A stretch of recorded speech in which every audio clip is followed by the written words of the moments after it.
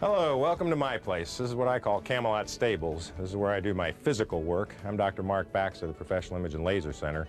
Being from Nebraska instilled those values of doing the right thing, hard work, and doing it correctly. Basically, I've instilled those values in both my professional, my educational, my military career, and that's just the way I do things. If I'm going to do it, I'm going to achieve the best possible results I can. Basically, just like my farm here. We all want to look our best. When you notice your hair thinning, other people are going to notice it thinning. I can tell you from personal experience, I'm sure you'll agree, that when we feel good about ourselves, when we look good, that's when we have the most confidence. What we're going to do is we're going to look at one man's story.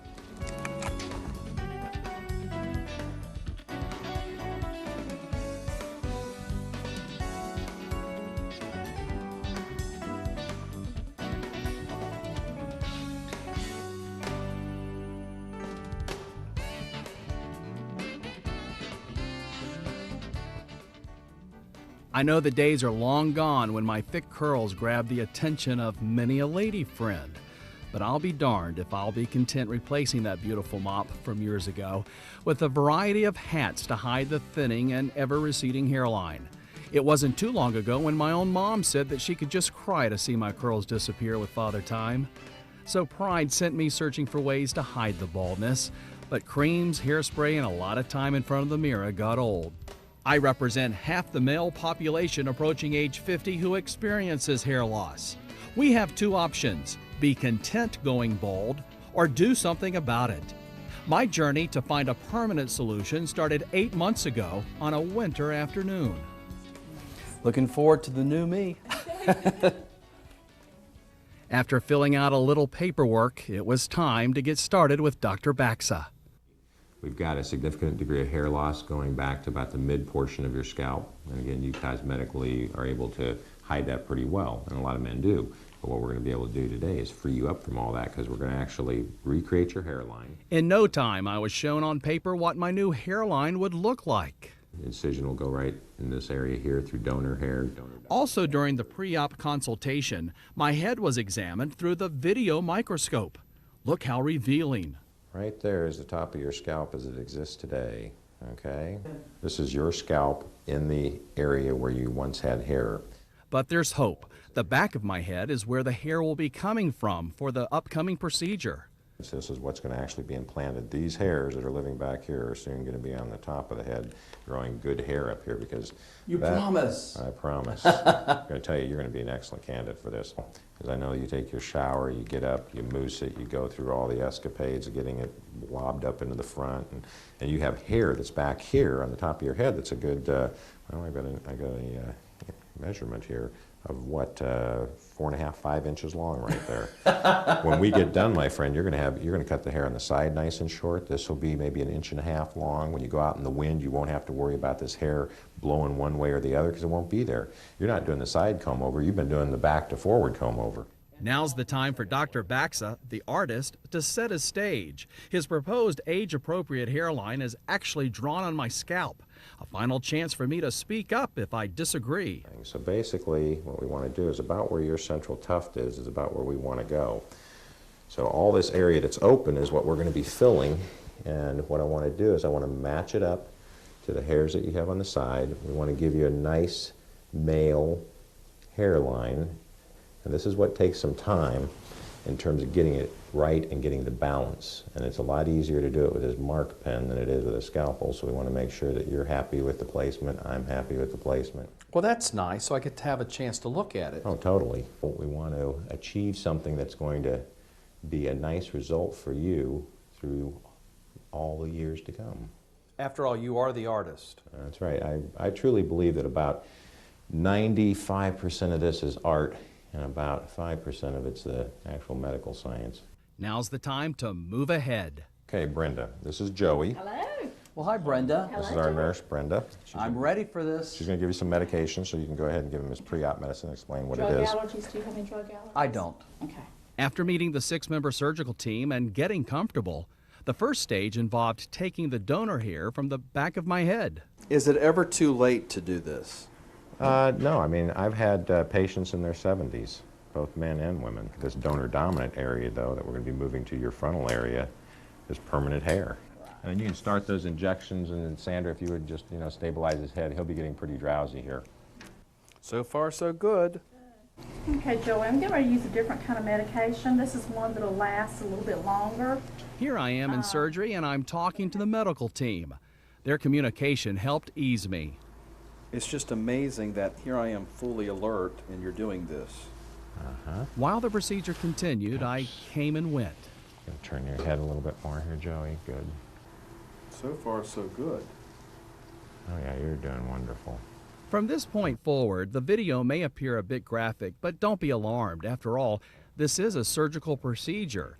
But since this is an important part of the transplantation process, you may find it educational and fascinating, to say the least. You may feel a little bit of pulling here, Joey, but nothing bad. I really appreciate you giving me a warning as to what's to happen. While the donor area is being harvested, other members of the medical team are preparing follicular transplant units for the next stage. Everything is good. Head forward, please. The incision is actually right here. You have a nice closure. There'll be a fine surgical line there. The next step prepares Dr. Baxa for the rest of the procedure. So you are injecting me now? I am injecting you now. I really do not feel much of this. Well, that's good. You're basically going to go to sleep because you have some significant medication to make you drowsy. The second reason is just basically sheer boredom, because for the next 4 or 5 hours we're going to be implanting up here and there's not much for you to do. Soon my bald area will be implanted with 1,350 FTUs. All right. This is the most critical part here, is the hairline. While Dr. Baxa implants, the medical team continues to prepare the FTUs. Well, basically what we do is we look to see how the hair is growing in the tissue, and then we'll use a razor or a scalpel blade to cut out each section, and then from there the doctor will implant. I am really relaxed and do not feel any of this. Maybe, I am pleasantly surprised. maybe more.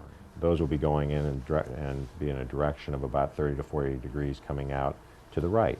That way we're able to achieve the hair growth in the same way that it grows in nature.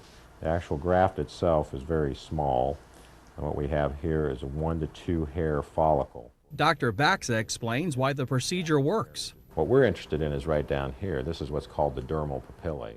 It's the foundation to form the hair shaft, so natural growth will take place after the transplant. The medical team implants the tiny follicles one at a time. It's tedious work, but fascinating. That's basically the perfect hair transplant here. So feel okay? Oh, yes.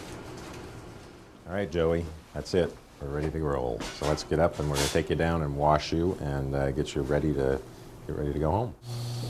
After a refreshing shampoo, I get tips for post-op. Let me give you some basic instructions. Everything is written down here. Well, a week and a half later, time to get the stitches out.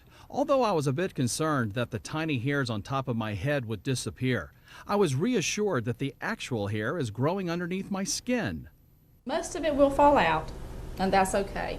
And it will come back. You'll see in about 3 or 4 months, you'll see a whole new growth and a lot of hair up there. Brenda, how many stitches do I have back there? It's a running stitch. It just continuously loops. So it looks nice. The closure will be a pleasing effect. You have healed so well up front.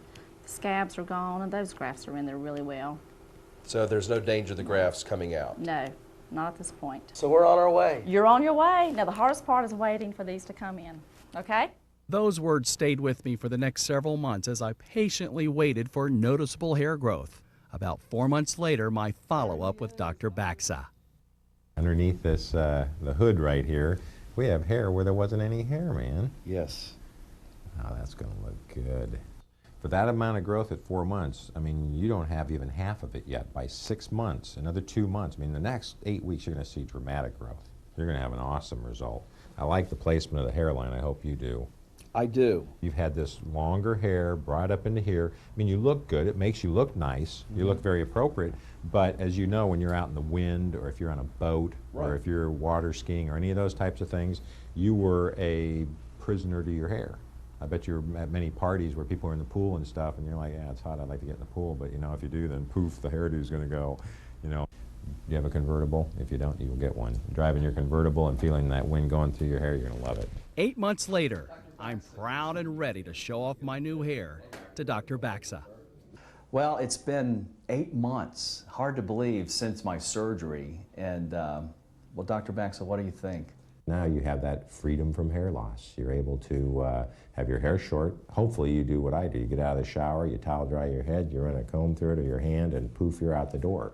You know, that's the greatest joy and something I thought I would never be able to experience even after I had the transplant done. It was going to be hard for me to imagine that I could treat this like my normal hair. At first, I was a little tender with it and wanted to make sure that I had this fear it was going to fall out. But now I just towel dry it and just go. And like you say, it's great just to put a comb through it and bam, I'm gone. Mm-hmm. It had gotten to the point in the last several years where it became a chore for me to hide it and to use the hairspray, the cream, what have you.